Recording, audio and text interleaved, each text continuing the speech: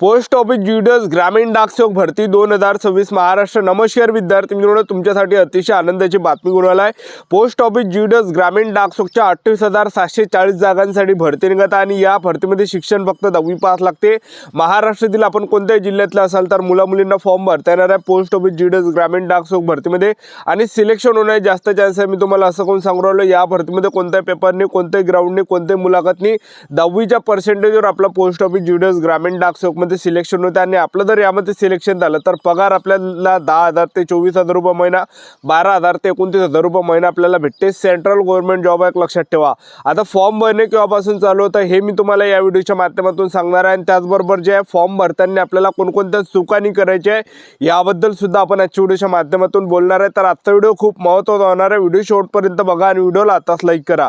नमस्कार विद्यार्थी मित्रांनो, माझी नोकरी कॉर्नर यूट्यूब चॅनलवर मी गोपाल वानखडे तुमचं सर्वांचं सहर्ष स्वागत करतो। तर मित्रांनो, व्हिडिओचा थंबनेल बघून तुमच्या लक्षात आलं असेल की आपला व्हिडिओ कोणत्या टॉपिकवर होणार आहे। व्हिडिओ सुरू करण्याच्या आधी आपल्या यूट्यूब चॅनलला सबस्क्राइब करा, जेणेकरून प्रत्येक भरतीचे अपडेट तुमच्यापर्यंत सर्वात आधी पोहोचेल। जास्त करून पोस्ट ऑफिस ज्युडस ग्रामीण डाकसेवक भरतीच्या रिलेटेड जास्त व्हिडिओ आपल्या चॅनलवर अपलोड करत असतो आणि 10वी 12वी पास भरतीच्या रिलेटेड जास्त व्हिडिओ आपल्या चॅनलवर अपलोड करत असतो।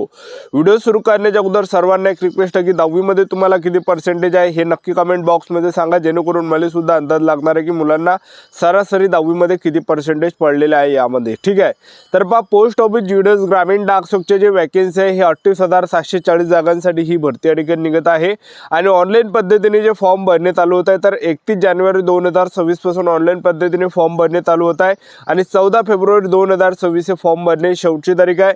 आणि पहिली जी लिस्ट लागणार आहे पोस्ट ऑफिस ज्युडस ग्रामीण डाकसेवकची मेरिट लिस्ट जी लागणार आहे, पहिली जी लिस्ट लागणार आहे तर ते 28 फेब्रुवारीला लागणार आहे। रिझल्ट जो लागणार आहे पोस्ट ऑफिस ज्युडस ग्रामीण डाकसेवक भरतीचा 28 फेब्रुवारीला पहिली लिस्ट लागणार आहे।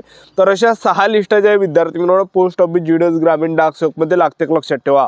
पहिली जी लिस्ट लागणार आहे 28 फेब्रुवारीला लागणार आहे, ज्यामध्ये जर आपलं सिलेक्शन झालं नाही तर आणखीन आपल्याला लिस्टची वाट पाहावी लागते, आणखीन लिस्ट लागते, लक्षात ठेवा। दसदशा लिस्ट लागते, तसा कडा कमी या ठिकाणी जातो, लक्षात ठेवा। ठीक आहे, तर पोस्ट ऑफिस ज्युडस ग्रामीण डाकसेवक भरती संदर्भात याच्या अगोदर जे विद्यार्थी मित्रांनो टेंटेटिव्ह डेट सुद्धा आले तर तुम्ही स्क्रीनवर बघू शकता। या ठिकाणी 31 जानेवारी पासून ऑनलाईन पद्धतीने फॉर्म भरणे चालू आणि 14 फेब्रुवारी 2026 फॉर्म भरण्याची शेवटची तारीख आणि एडिटिंगची सुद्धा तारीख त्यामध्ये दिली, त्याचबरोबर पेमेंट करण्याची तारीख त्यामध्ये देण्यात आली, त्याचबरोबर पहिली लिस्टची सुद्धा तारीख त्यामध्ये दिली आहे। तर स्क्रीनवर तुम्ही या ठिकाणी बघू शकता। पोस्ट ऑफिस ज्युडस ग्रामीण डाकसेवक भरतीमध्ये जे वयोमर्यादा लागते 18 ते 40 वर्षापर्यंत वयोमर्यादा लागते आणि SC/ST कॅटेगरीसाठी 18 ते 45 वर्षापर्यंत आहे आणि OBC कॅटेगरीसाठी जी वयोमर्यादा 18 ते 43 वर्षापर्यंत आणि ओपन कॅटेगरीसाठी जी वयोमर्यादा 18 ते 40 वर्षापर्यंत आहे। आणि फीचा जर आपण विचार केला तर जनरल OBC EWS कॅटेगरीच्या असाल तर 100 रुपये फी लागते आणि SC/ST कॅटेगरीच्या असाल तर यामध्ये 1 रुपया सुद्धा फी लागणार नाही।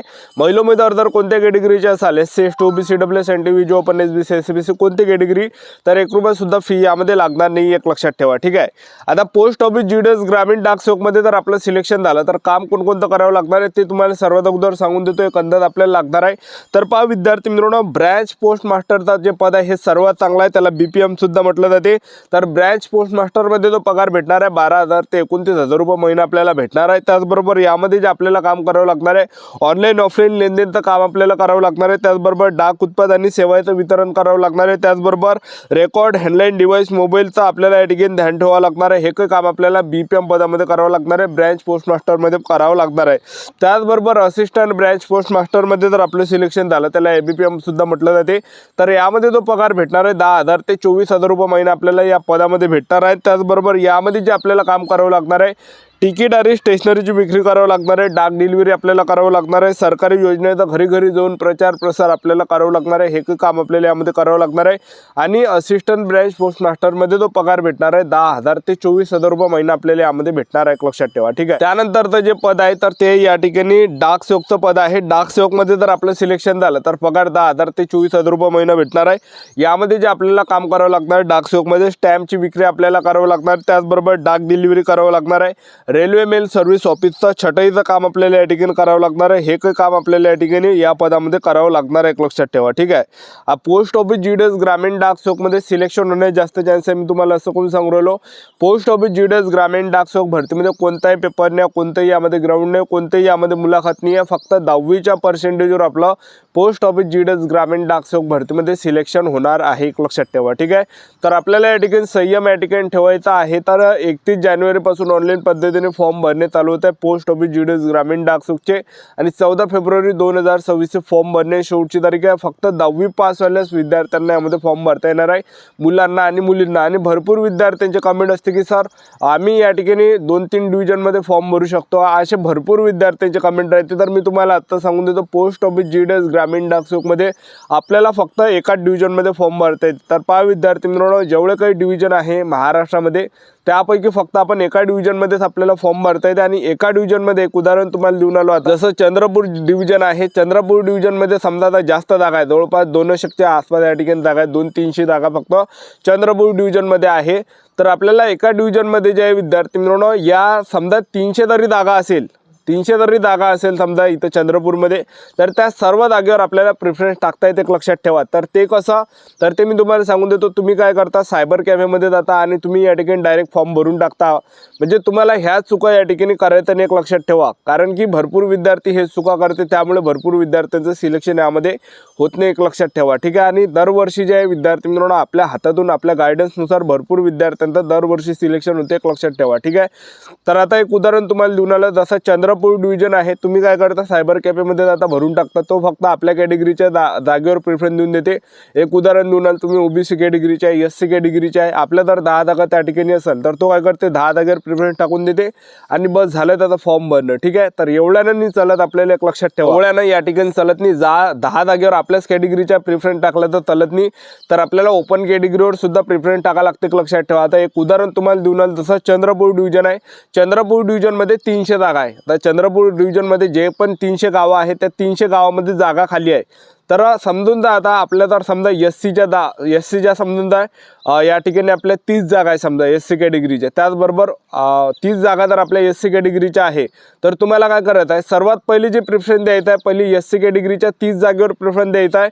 पहिले बीपीएम झालं, त्याचबरोबर असिस्टंट ब्रँच पोस्ट मास्टर, आणि त्यानंतर डाक सेवकच्या जेवढे काही जागा आहे पहिले 30 जागेवर प्रिफरन्स द्यायचा आहे। त्यानंतर ज्या बाकीच्या जेवढ्या काही ओपन कॅटेगरीच्या जागा आहे, समजा आता 250 जर जागा समजा ओपन कॅटेगरीच्या आहे, तर त्या 250 जागेवर सुद्धा आपल्याला प्रिफरन्स या ठिकाणी देऊन टाकावं लागते। कारण की पहा विद्यार्थी मित्रांनो, आपण एससी कॅटेगरीचे जरी असेल तरी सुद्धा आपल्याला ओपनची जागा त्या ठिकाणी भेटू शकते। मी तुम्हाला असं कोण सांगू राहिलो, ओपन कॅटेगरीची जी जागा आहे हे सर्वांसाठी राखीव आहे, त्यामध्ये ओबीसी कॅटेगरीचे विद्यार्थी सुद्धा ते ओपन कॅटेगरीची जागा घेऊ शकते।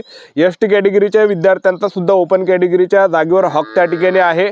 तर हे आपल्याला या ठिकाणी गोष्टीचे लक्ष ठेवायचं, कारण की भरपूर विद्यार्थ्यांना माहीत नाही, तर ते फक्त आपल्या कॅटेगरीच्या जागेवर प्रिफरन्स टाकून देतात आणि ओपन कॅटेगरीच्या जागेवर प्रिफरन्स टाकत नाही।